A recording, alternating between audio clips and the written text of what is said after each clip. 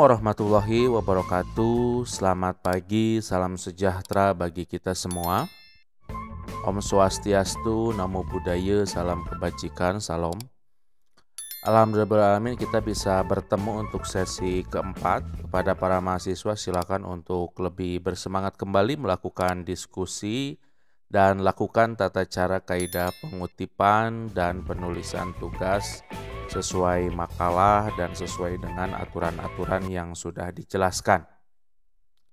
Pada sesi keempat kita akan membahas tentang konsep dari komunikasi data.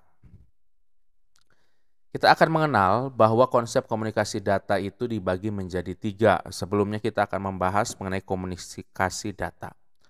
Komunikasi data memungkinkan setiap orang yang berjauhan untuk saling bertukar informasi terkait dengan pekerjaan melalui perangkat komputer. Walaupun memang perangkat-perangkat yang lain juga bisa digunakan seperti handphone, PDA dulu, personal data assistant, kemudian tablet, dan alat-alat yang lainnya. Kemudian komunikasi data itu dapat dalam bentuk berinteraksi, berkomunikasi, dan berkoordinasi. Kemudian kita akan melihat model komunikasi data. Modem mengubah sinyal elektronik dari perangkat komputer atau terminal dan komputer menjadi sinyal-sinyal elektronik dari sirkuit telepon. Nah, kita lihat seperti yang sudah Bapak Ibu ketahui, bahwa ketika kita mau melakukan komunikasi data internet, kita harus membutuhkan yang disebut dengan modem.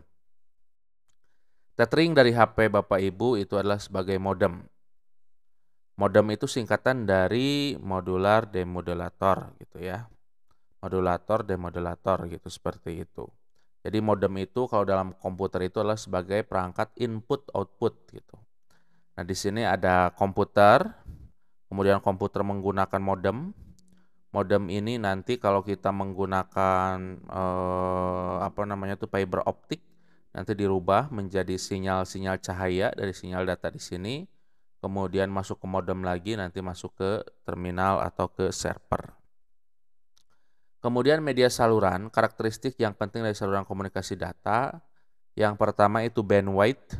Bandwidth itu adalah lebarnya pita data. Di dalam artian semakin lebar sebuah pita data, semakin lebar sebuah saluran data, maka data itu dapat dikirimkan dengan baik, dapat dikirimkan dengan cepat. Sehingga tidak ada bottleneck, sehingga tidak ada antrian yang begitu panjang apabila bandwidth-nya itu lebar gitu. Kemudian synchronization, jadi dalam artian ini adalah komunikasi data yang real time. Kita melihat kalau kita menginputkan sebuah data sekarang, maka akan langsung berubah di sistem, yaitu secara synchronization. Kemudian ada transmission error control, berarti ini ada kesalahan dalam pengontrolan transmisi tersebut. Ada transmission mode, berarti mode sedang menyalurkan informasi, gitu, seperti itu. Kemudian kita akan melihat di sini ada beberapa modus transmisi. Ada transmisi simplex, ada transmisi half duplex, kemudian ada transmisi full duplex. Nah, kita akan lihat definisi-definisi berdasarkan dari gambar yang ada di sini. Ada simplex transmission, artinya menggunakan satu sirkuit dan digunakan untuk komunikasi data satu arah. Sumber ke tujuan seperti itu. Kalau transmission simplex biasanya kalau kita melihat di walkie-talkie itu hanya satu sumber ke tujuan, kemudian nanti lama tujuan ke sumber lagi gitu, seperti itu. Nah, seperti ini. Akan tetapi sekarang untuk untuk walkie-talkie yang canggih sekarang itu sudah ada hub duplex transmission, artinya menggunakan satu sirkuit tetapi dapat digunakan untuk komunikasi data dua arah dengan waktu yang berbeda. Selamat pagi Kota Bandung. Sudah berhenti, kemudian nanti akan menjawab selamat pagi juga kami dari Kota Subang gitu, seperti itu. Tapi itu dengan waktu yang berbeda. Kemudian kalau kita istilahkan kalau transmisi simplex kayak yang mudah sekarang ditemukan, itu adalah bisa seperti radio, bisa seperti televisi sekarang. Jadi dari sumber ke tujuan, dari sumber ke tujuan, tanpa ada dari tujuan ke sumber. Kemudian ada full duplex transmission, berarti dua-duanya ini bisa berbicara, bisa berkomunikasi dua arah. Nah, menggunakan dua sirkuit untuk transmisi data, proses komunikasi dapat berlangsung dalam dua arah dalam waktu yang bersamaan. Kalau tadi ini walkie-talkie waktunya berbeda, kalau ini waktunya bersamaan. Kalau ini mudah sekarang temukan itu adalah televisi, kemudian radio gitu, seperti itu, hanya satu arah. Kemudian di sini ada perangkat keras komunikasi data. Yang pertama ada terminal, yaitu terminal keyboard, telepon tombol, terminal titik penjualan atau point of sales, POS, kemudian terminal pengumpul data atau data collection terminal. Kemudian ada host, itu pengendali di dalam satu jaringan komunikasi data, dia yang mengatur komunikasi antar data dari satu sumber ke dalam sumber lainnya. Kemudian ada modem, modem internal, ada modem eksternal. Modem internal itu menerima data dari luar masuk ke perangkat secara internal, kalau eksternal nanti dari modem tersebut mengirimkan kembali data keluar. Kemudian ada multiplexer, adalah sebuah perangkat komunikasi elektronik yang memungkinkan sebuah saluran komunikasi tunggal untuk membawa data secara serentak dari beberapa terminal. Kemudian ada cluster control unit, membangun hubungan antara terminal yang terkendalikan. Ada konsentrator, ada front-end processor. Ini komputer khusus yang ditujukan untuk menangani fungsi-fungsi pengendalian data bagi sistem komputer yang berukuran besar. Nah, kemudian kita akan membahas kembali mengenai jaringan komunikasi data. Nah, manfaat yang dapat diperoleh dari pembangunan satu jaringan komputer dalam perusahaan adalah sebagai berikut. Berbagi pakai peralatan dan sumber daya. Dalam artian kita punya satu komputer server di perusahaan, maka semua orang bisa mengakses ke data ke sana. Atau bahkan kita dapat menggunakan resources yang ada dari komputer server. Contohnya, kita hanya menggunakan keyboard dan mouse. Kemudian komputer yang digunakan komputer server satu. Kemudian teman kita hanya satu juga sama gitu. Tetapi nanti outputnya, monitornya yang berbeda-beda. Kemudian yang selanjutnya adalah integrasi data. Dalam artian data itu terintegrasi antara satu bidang dengan bidang lainnya, dapat berkomunikasi dengan baik melalui jaringan komputer. Kemudian dapat berkomunikasi, dapat melakukan distribusi processing, dalam artian tiap bagian komputer ini memiliki fungsi-fungsi tertentu. Ada keteraturan aliran informasi antara satu dengan yang lainnya, ada keamanan data atau data security. Ketika sebuah jaringan bobol, maka bobol semuanya gitu. Jadi ketika ada sebuah jaringan, maka semuanya harus dikontrol agar ada keamanan data. Bahkan datanya kalau yang bagus itu harus dienkripsi. Enkripsi yang paling bagus itu adalah end-to-end enkripsi. Berarti ketika dekripsinya itu bisa dibuka, yaitu ketika di akhir. Kemudian yang selanjutnya ada koneksitas berbagai jenis dan merek komputer. Jadi walaupun memang berbagai jenis dan merek komputer yang berbeda-beda, ketika tergabung dalam satu jaringan, maka itu akan saling berkomunikasi. Nah, topologi jaringan komunikasi data. Ada jaringan node, titik-titik node, topologi bus, ada jaringan topologi ring, ada jaringan topologi star. Nah, kalau topologi ring dalam artian dia dapat berkomunikasi antara satu dengan yang lainnya secara seri. Kalau topologi bus dia adalah secara paralel, jadi masing-masing itu nanti tergabung di tengahnya. Kemudian kalau topologi star, ada satu komputer server yang ada di tengah yang sangat kuat, kemudian diakses oleh node-node, oleh titik-titik yang lain. Kemudian kita mengenal apa yang disebut dengan LAN atau Local Area Network. Sistem komunikasi data yang menghubungkan dua atau lebih peralatan komunikasi dalam 1 atau 2 km.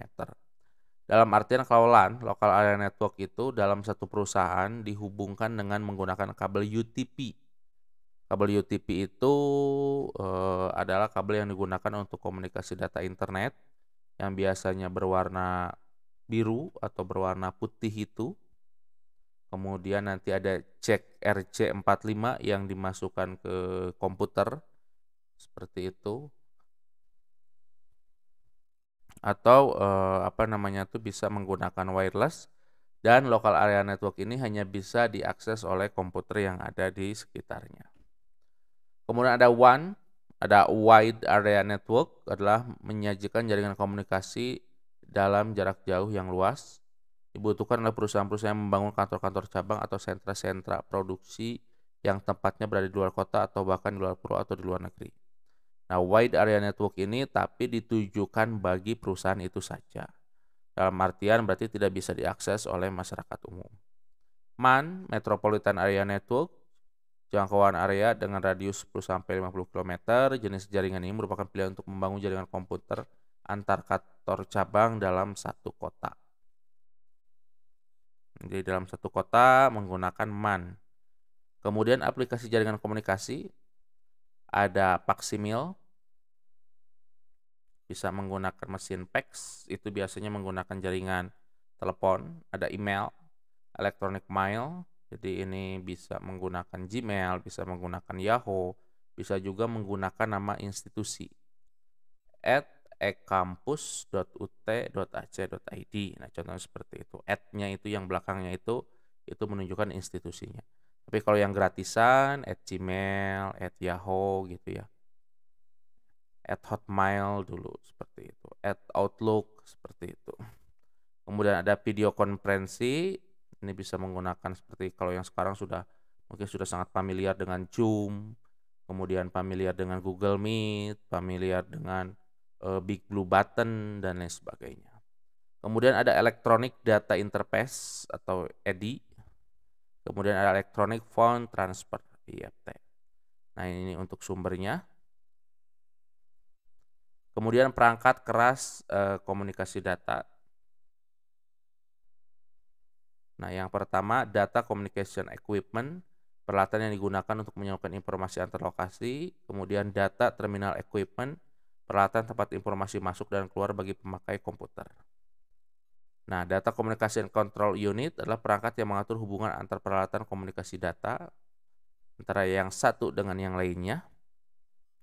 Yang pertama tugas dari Data Communication Center Unit, membentuk interface antar sistem, jadi input, output, bus, dan modem.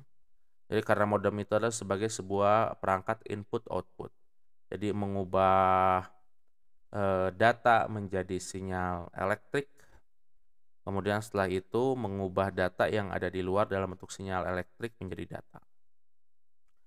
Kemudian mengubah data yang akan dikirimkan menjadi serial atau sebaliknya, melakukan konversi dari sandi, melakukan sinkronisasi karakter, dan melakukan pengujian kesalahan. Penanganan kesalahan transmisi, ada echo teknik, pendeteksian kesalahan dengan cara data yang telah diterima dikirimkan, dipantulkan kembali ke penerima. Kemudian ada single parity checking, pendeteksian kesalahan dengan cara memeriksa parity dari satu arah. Kemudian ada double parity checking, pendeteksian kesalahan dengan cara memeriksa parity dari dua arah.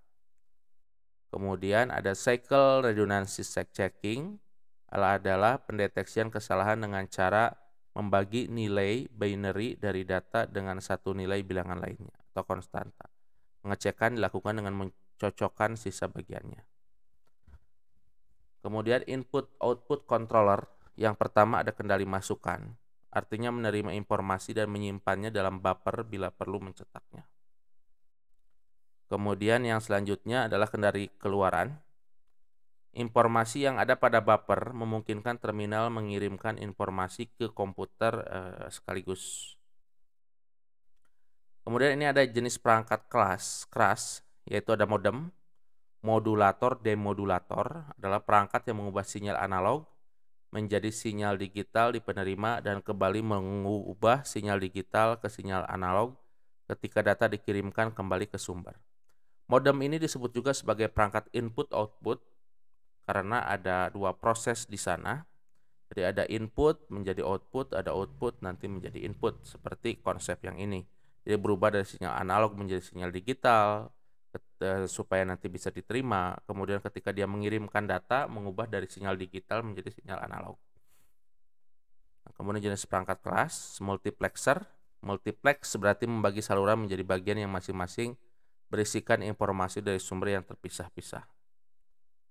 Alasan penggunaan multiplexer, ya pertama menghemat biaya penggunaan saluran komunikasi, memanfaatkan sumber daya seefisien mungkin. Karakteristik komunikasi data umumnya memerlukan penyaluran data dari beberapa terminal ke titik yang sama.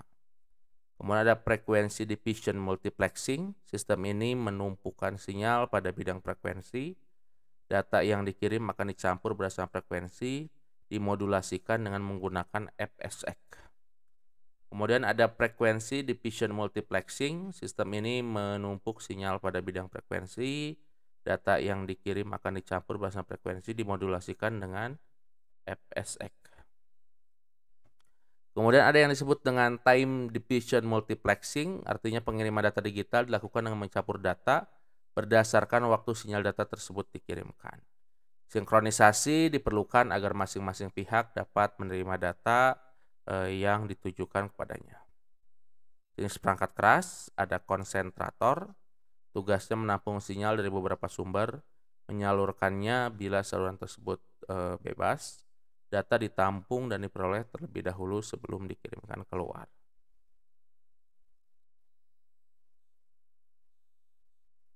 Nah, ini latihannya.